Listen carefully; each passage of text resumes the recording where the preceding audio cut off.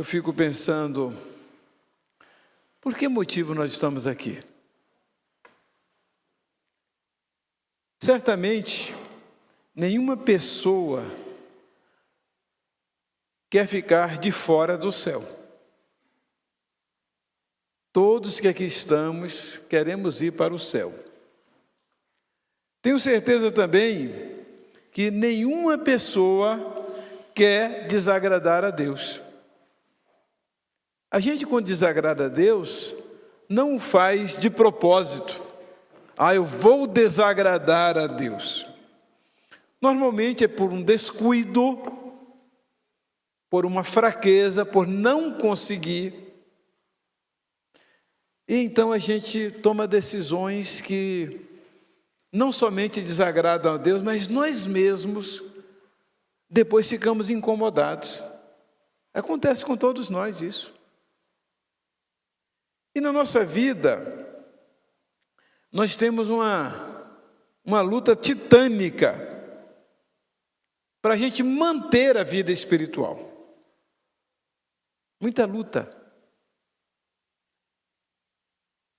E eu vou ler um texto bíblico aqui, que trata de uma preocupação que as pessoas tinham com a vida espiritual e como que elas resolviam ou tentavam resolver.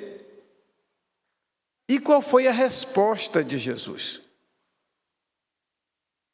Eu estou lembrando, na verdade eu tenho isso no arquivo, que eu preguei sobre esse assunto aqui no ano de 2012, mês de junho de 2012. E eu me lembro muito desse assunto, porque no dia havia aqui uma pessoa, na verdade um casal, que era de uma outra denominação evangélica. E eles estavam tentando se acertar com Deus. E no dia que eu preguei sobre isso foi assim, de acordo com o que eles estavam precisando. Que esse texto de Marcos, capítulo 2, versos 18 a 22, olha só. Ora, os discípulos de João e os fariseus estavam jejuando. Vieram alguns e perguntaram a Jesus, e lhe perguntaram: por que motivo jejuam os discípulos de João e os dos fariseus, mas os teus discípulos não jejuam? Aí no versículo 19 está escrito: respondeu-lhes Jesus: podem porventura jejuar os convidados para o casamento enquanto o noivo está com eles? Durante o tempo em que estiver presente o noivo, não podem jejuar. Verso 20. Dias virão, contudo, em que lhes será tirado o noivo, e nesse tempo jejuarão.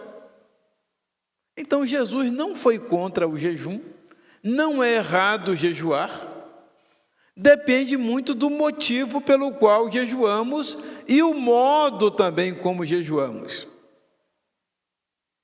Aí no versículo 21, Jesus acrescenta a essa preocupação dos discípulos de João, vejam só, eram os discípulos de João Batista que jejuavam, e também os discípulos dos fariseus.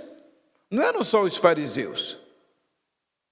Aqueles que seguiam João Batista que batizou Jesus, jejuavam. Eles tinham uma preocupação espiritual. E eles vêm questionar Jesus, que Jesus meio que estava andando na contramão. Como assim não se preocupar com a vida espiritual? Como assim não jejuar? Aí no versículo 21, Jesus disse: ninguém costura remendo de pano novo em veste velha, porque o remendo novo tira parte da veste velha e fica maior a rotura. Verso 22. Ninguém põe vinho novo em odres velhos. Do contrário, o vinho romperá os odres, e tanto se perde o vinho como os odres. Mas põe-se vinho novo em odres novos. Então o tema da mensagem é: não vale, não adianta remendar. Quem quiser consertar sua vida com Deus, não vale colocar remendos. Esse é o assunto. É isso que Jesus está falando. Por isso que eu falei que todos nós queremos agradar a Deus, queremos ter uma vida espiritual boa. Acredito que ninguém aqui queira ir para o inferno. Todos queremos ir para o céu. O grande problema é o que nós estamos fazendo para atingir esses objetivos. O perigo de estarmos colocando remendos em nossas vidas. Estamos remendando a vida. E aí, por que então que a gente não deve remendar a vida? Eu conto, os irmãos que receberam a pastoral, eu conto uma experiência que é muito conhecida. Os cristãos de mais tempo de igreja conhecem essa ilustração de um grupo de barbeiros que, querendo mostrar a importância do trabalho deles e o quanto eles podiam mudar a vida de uma pessoa, pegaram um mendigo e alcoólatra, levaram aquele mendigo para a barbearia, deram um trato nele, cortaram o cabelo dele mais ou menos igual ao do Davi, o seminarista. Eu estou encarnando no Davi essa semana. Você sabe quando a gente faz assim, porque a gente gosta da pessoa, não é? Então, deram um trato no cabelo daquele mendigo e alcoólatra, providenciaram-lhe roupas novas, sapatos novos, mas aquele homem ficou com uma aparência extraordinária. E aí aqueles barbeiros foram aplaudidos. A comunidade disse: pois é isso que nós temos que fazer com os cidadãos que estão aí na sarjeta.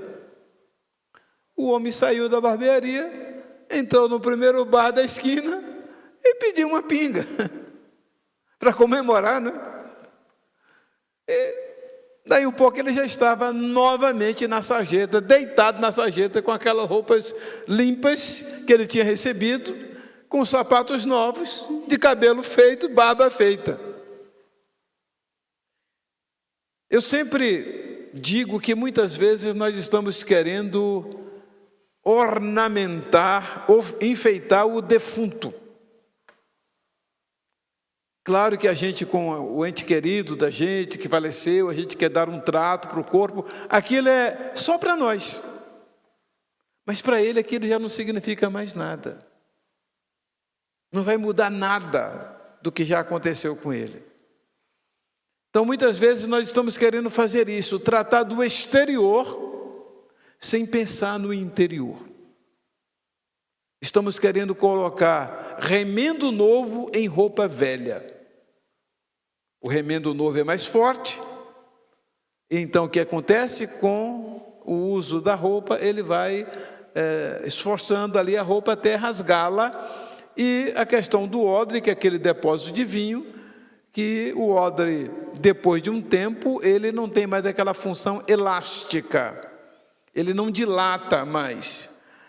O vinho novo, ele fermenta, e quando colocado num recipiente que já está no seu limite, o vinho fermenta, aumenta de volume e estoura o odre. A mesma coisa acontece com as pessoas que querem receber o Espírito Santo, que querem ter a unção de Deus sobre suas vidas, mas sobre vidas velhas, vidas sem mudança. Querem apenas colocar um remendo na sua vida espiritual. Por isso que o tema da mensagem é: remendar não vale. Então, em primeiro lugar, por que não adianta remendar?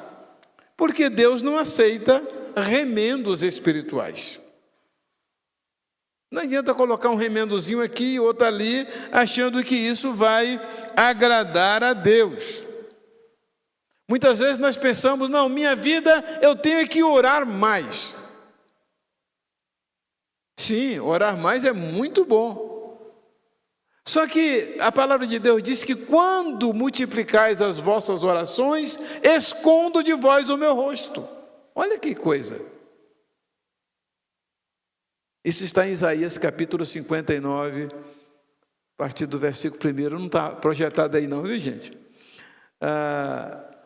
Lá diz assim: eis que a mão do Senhor não está encolhida para que não possa abençoar, nem os seus ouvidos tampados para que não possa ouvir. Mas as vossas iniquidades fazem divisão entre vós e o vosso Deus, pelo que quando multiplicais as vossas orações, não vos ouço. Aí a pessoa quer ir para o monte, quer ir para o vale, quer ir para tal lugar, quer jejuar, Meu irmão, isso é importante. Mas não podemos colocar remendo novo em roupa velha. E aqui nós temos a experiência, a Bíblia conta, o próprio Jesus contou a experiência do homem que era um fariseu, um homem religioso. Fariseu naquela época era religioso. Hoje fariseu tem um sentido pejorativo. A gente fala assim, o fariseu, quer dizer, o fingido, o hipócrita. Mas naquele tempo não, o fariseu, ele era uma pessoa de uma religião, uma seita, extremamente exigente na vida religiosa. E esse fariseu, ele vai orar. E perto dele está um que era publicano. Publicano, os irmãos sabem que eram as pessoas que trabalhavam a favor do governo. E naquele tempo, os fiscais tinham uma fama ruim. Hoje não tem, mas naquele tempo tinham uma fama ruim, de que eles aceitavam subornos e coisas parecidas. Então, o fariseu está orando e diz: graças te dou, porque eu não sou como os demais homens. Olha só, pecadores. Eu sou um homem que jejuo 2 vezes por semana. E eu dou o dízimo de tudo. Que homem, hein? O publicano está do lado. E a Bíblia diz que ele sequer levantava os olhos para o céu. Cabisbaixo ali, humilde, sentindo seus pecados. A Bíblia diz que ele batia no peito e dizia: tem misericórdia de mim, pecador. Aí Jesus disse que o que confessou os seus pecados e que pediu misericórdia de Deus para os seus pecados, esse desceu justificado e o outro não. Um era reconhecido como pecador, o outro era reconhecido como religioso. O religioso se gabava da sua religiosidade, o outro confessava os seus pecados. Então, essa é uma das grandes diferenças, que Deus não aceita remendo. Ou a gente reconhece que é pecador, confessa o pecado, pede perdão a Deus, ou então Ele não vai aceitar o remendo que estivermos fazendo. Então a pessoa diz: não, eu vou dedicar uma semana de jejum, ou um mês, ou quanto tempo. Olha o que diz Isaías 58, versículo 4. Seu jejum termina em discussão e rixa, e em brigas de socos brutais. Vocês não podem jejuar como fazem hoje, e esperar que a sua voz seja ouvida no alto. Versículo 5. Será esse o jejum que escolhi? Que apenas um dia o homem se humilhe, incline a cabeça como junco, que se deite sobre pano de saco e cinzas? É isso que vocês chamam de jejum? Um dia aceitável ao Senhor? Verso 6. Você já imaginou que o que é dito aqui agora no versículo 6 é que Deus considera como jejum? Olha só. O jejum que desejo, porventura não é este? Soltar as correntes da injustiça. Em que nós estamos sendo injustos?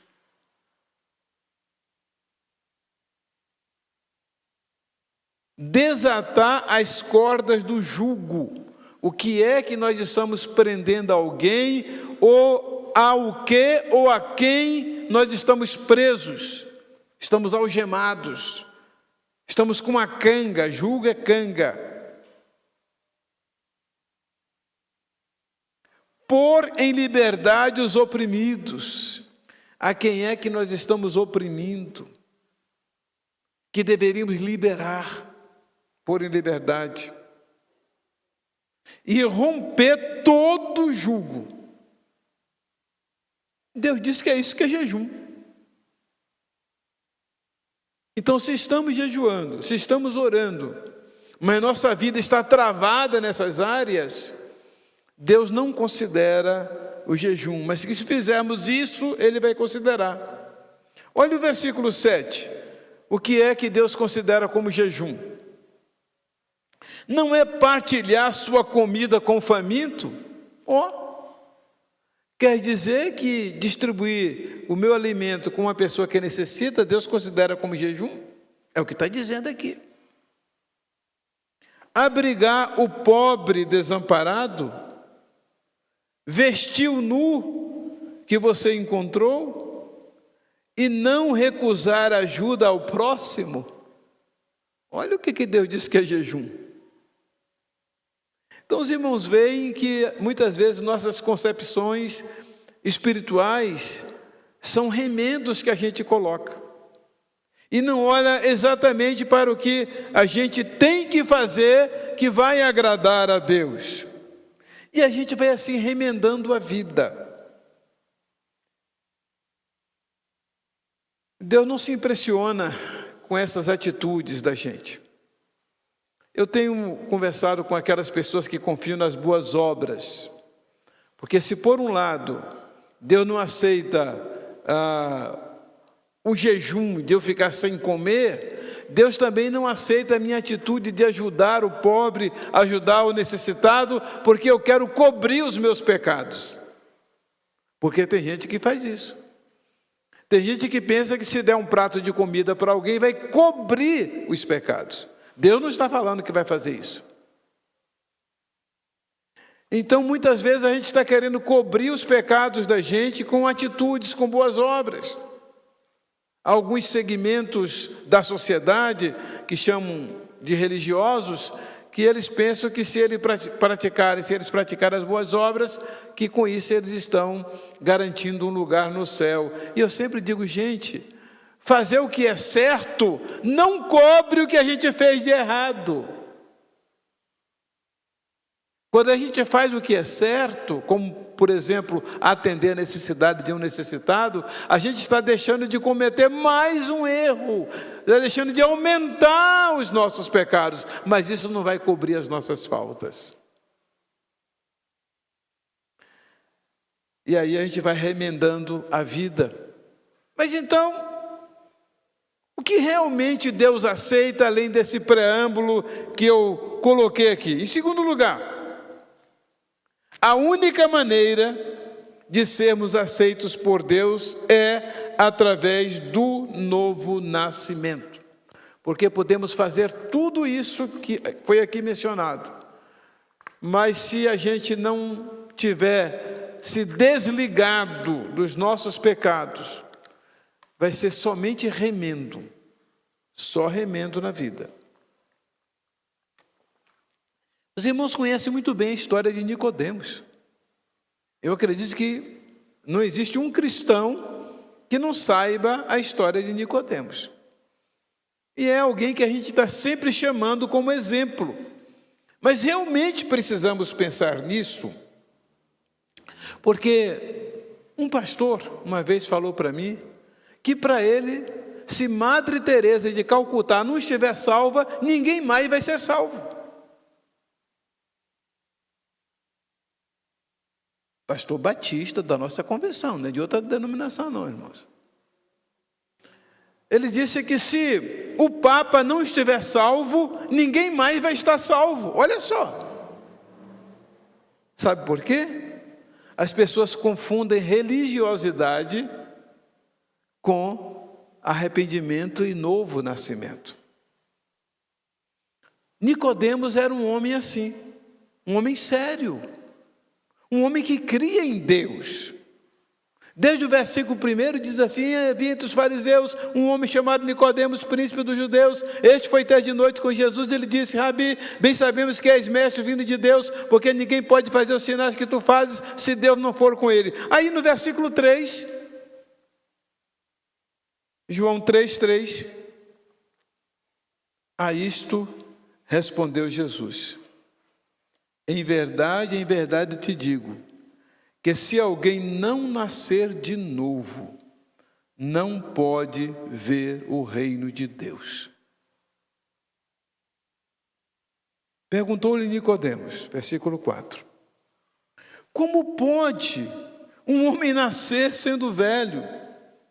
Pode porventura voltar ao ventre materno e nascer segunda vez? Versículo 5. Respondeu Jesus: em verdade te digo, quem não nascer da água e do Espírito não pode entrar no reino de Deus.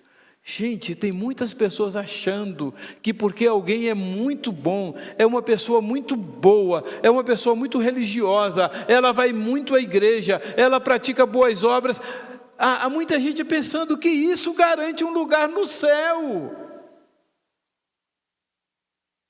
Irmãos, o pecado matou essa pessoa. Ela está morta. O que ela faz são remendos que ela coloca na vida dela. É o morto que está sendo enfeitado, até perfumado, maquiado. Existem culturas que têm profissionais preparados para atender essa ornamentação do corpo do defunto. E eles fazem realmente muito questão. A pessoa, aquele corpo fica bonito ali, porque é maquiado. Quando é mulher, passa batom, passa rouge, passa uma porção de coisas, e fica aquele defunto bonito, corado. Mas é defunto. A pessoa que ainda não nasceu de novo, ela está morta. Está condenada. Ela vai para o inferno. Porque ela não nasceu de novo. Não tem como entrar no céu quem não nasceu de novo. Não importa a religião dela. Não importa que ela seja um pastor batista, o presidente da Convenção Batista Brasileira, ou da Aliança Batista Mundial. Nós tivemos alguns colegas pastores que se converteram pregando. Pregando se converteram. Não eram nascidos de novo. Nós tivemos um diretor, um coordenador de missões mundiais, que ele se converteu quando já estava no Seminário do Sul, e ele foi batizado lá, porque não era convertido. As pessoas confundem boas obras, religiosidade, com conversão, com novo nascimento. E Jesus fala isso para Nicodemos e ele pensa, bom, nesse caso a pessoa tem que nascer de novo, quer dizer, nascer do pai e da mãe, voltar para o ventre materno. E Jesus se admira. No versículo 10, em João 3,10, Jesus fala: você é professor de religião e você não sabe isso? Tu és mestre em Israel e não compreende essas coisas?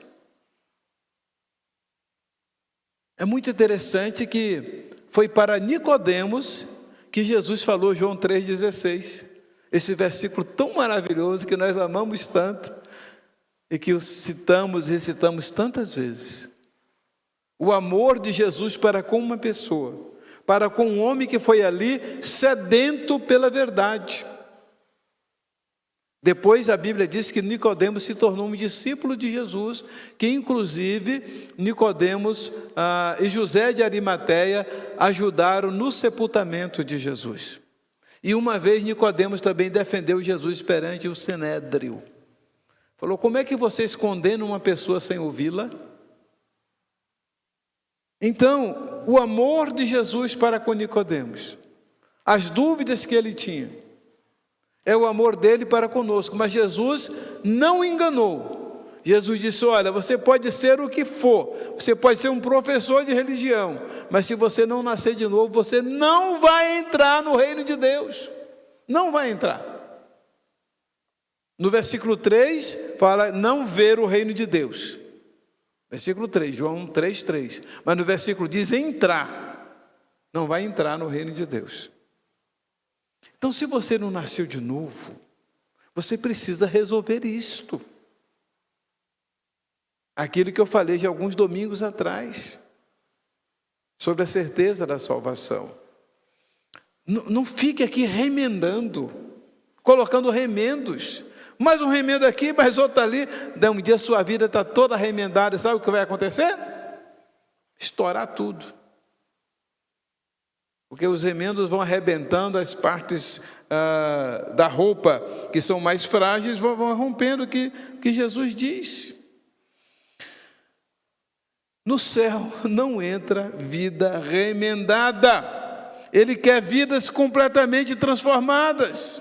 Por isso que o nascer de novo tem a ver também com entregar o coração para Deus.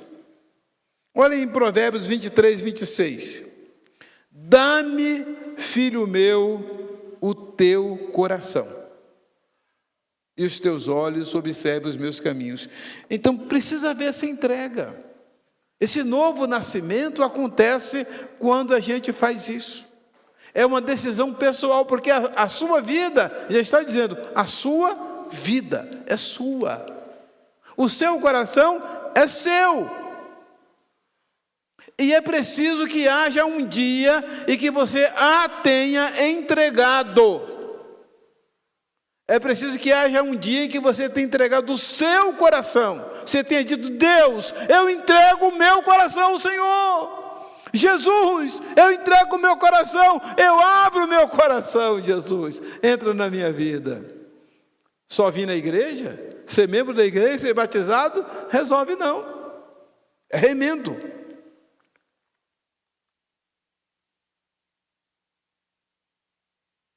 Em João 1,12, mas a todos quantos o receberam, deu-lhes o poder de serem feitos filhos de Deus, a saber, os que creem no seu nome. Quem é que crê no nome de Deus? Quem é que nasceu de novo? De acordo com essas palavras de Jesus, versículo 13. Os quais não nasceram do sangue, nem da vontade da carne, nem da vontade do homem, mas de Deus. Nasceram de Deus. Esse de Deus é de dentro de Deus. Nasceram do coração de Deus. São pessoas geradas no coração de Deus. Por isso que nós falamos com o filho adotado, que ele é um filho do coração.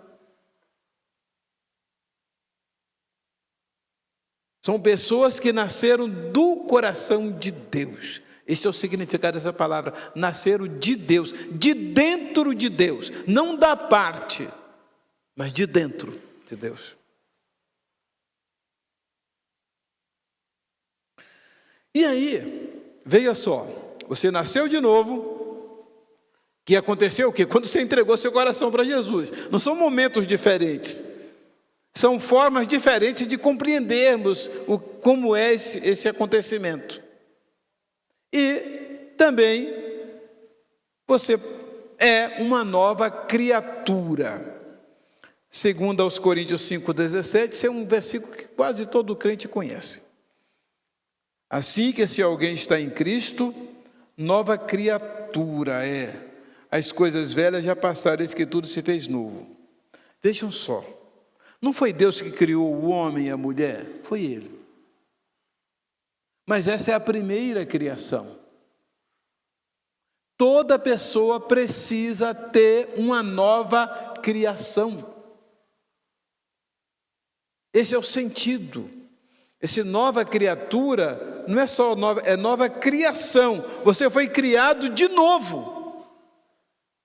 É uma pessoa nova que é criada dentro de você. Porque senão aquele espírito seu morreu, o pecado matou ele. Aquela pessoa morreu, está morta. Aquela pessoa espiritual. Quando você nasce de novo, quando você entrega o seu coração para Deus, então você se torna uma nova criatura. Por isso que o salmista diz lá no Salmo 51:10: cria em mim, ó Deus, um coração puro e renova em mim um espírito reto. Um novo coração, não tem como ficar. E Deus diz: eu darei um novo coração. Um novo coração. Então, se você quer, meu irmão, minha irmã, realmente ter o perdão dos seus pecados, você quer ter o Espírito Santo de Deus em você, é preciso que você tenha esse momento de dizer: Deus, eu entrego o meu coração ao Senhor. Estou entregando. Para que Deus reine, seja o Senhor da sua vida, e você vai deixar de remendar, de viver remendando a vida. No céu não entram vidas remendadas. Só entram aqueles que foram renascidos, regenerados, gerados novamente. Ou regenerados, aqueles que foram gerados novamente. E aí, a minha pergunta: como é que você está? Como é que você está? Sua vida está meio remendada? Você até tem boas intenções, você quer servir a Deus, você não quer desagradar a Deus. Como eu disse, todos que aqui estamos, ninguém quer desagradar a Deus. Ninguém quer ofender a Deus. Ninguém quer ir para o inferno. O problema é que muitos de nós estamos tomando decisões erradas, remendando a vida, achando que isso é o suficiente. Então os irmãos veem que é um assunto muito sério. E que a gente precisa resolver isso. Deixar de lado os remendos e tomar uma decisão de ser uma nova criatura. Deus me gera de novo. Me regenera, me gera de novo. Cria em mim, Deus, um coração novo. Deus, eu entrego o meu coração, entrego a minha vida. Por isso eu gostaria de voltar a Provérbios 23, 26 para a gente encerrar. Deus não está pedindo para você jejuar, para você fazer longas semanas de oração. Tudo isso é importante, é necessário. A gente precisa disso. Como crentes, como filho de Deus. Mas a primeira atitude é atender esse pedido dele. Meu filho, olha só, que carinho de Deus. Dá-me, filho meu, o teu coração. Que coisa, como é que Deus pode fazer isso? Falar com tanto amor, nos chamar de filhos. E apelar para que a gente entregue o coração. Eu não sei aqui quantos estão precisando disso. Não vou fazer um apelo para vir à frente. Mas é algo que você pode fazer aí onde você está agora. Vamos ficar em pé e vamos orar.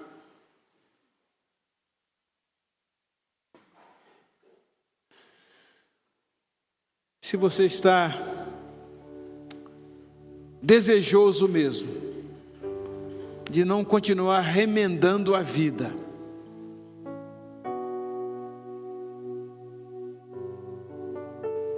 Renova-me, Senhor Jesus, põe em mim o teu coração, porque algo que é em mim necessita ser mudado, Senhor. Que cântico, não é? Aquele outro também, eu quero, Senhor, um vaso novo, quebra a minha vida e faz-a de novo. Existe outro cântico que diz, toma o meu coração, Jesus. Quantos cânticos que há. Mas o importante não é o cântico, é a nossa atitude. Diga isso para Deus, Senhor. Eu realmente entrego o meu coração. Atendi o teu pedido nessa noite. Entrego o meu coração. Toma o meu coração, Jesus. Recebe-o. Recebe a minha vida. Gera em mim uma nova criatura. Eu quero me livrar de todos os remendos da minha vida. Não quero, Senhor, continuar remendando a vida. Mas eu quero nascer de novo. Quero ser uma nova criatura. Quero viver uma vida que te agrade, sem remendos. Eu faço como Isaías, eis-me aqui. Envia-me a mim. Em nome de Jesus. Amém. Amém.